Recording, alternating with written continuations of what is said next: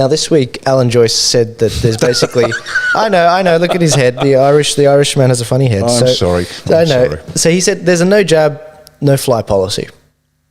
It's really funny because a day later, the International Airport Transport Association, who's the organisation that represents Qantas, they've basically been the peak body that represents them. They've distanced themselves from Qantas and said, no, we don't agree with that. That's actually not a good thing for our industry. Let's not do that. It's almost as if certain draconian laws are being imposed in Australia that are not being imposed internationally.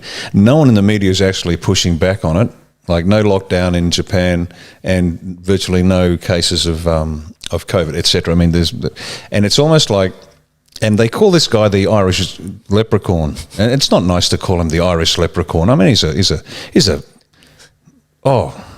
top CEO of a top Australian company. Well, it's not Australian anymore, but you get my drift. And so to call him the Irish leprechaun would be offensive, so I'm not going to call him the Irish leprechaun. But no jab, no fly. This is it. They are slipping it in and slipping it in, slipping it in. Not mandatory. Well, not mandatory. But funny things are going on with Qantas anyway, because I heard very early in the piece, this is in the days where we're still being told, no, just a couple of weeks and we'll be done, just a couple of weeks. Okay. They planned the mothballing of countless Qantas jets well in advance. So it's almost as if, I'm not suggesting they did because that would be wrong, but it's almost like they knew in advance how long this was going to last and what was going to happen. And it wasn't a matter of like they drip fed us, just 2 more weeks, 1 more month, look, another couple of weeks, we've had a spike, they dragged it out. And yet Qantas was mothballing planes immediately. And shutting down staff and locking them out.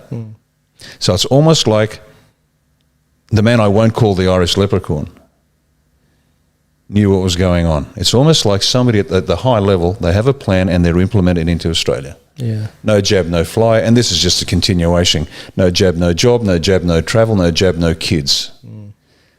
We've said it before and I'll say it again for the new viewers. The states passed legislation to force vaccinations on you years ago. Western Australia, 2016? 2016. Check it out, guys. It's actually really scary.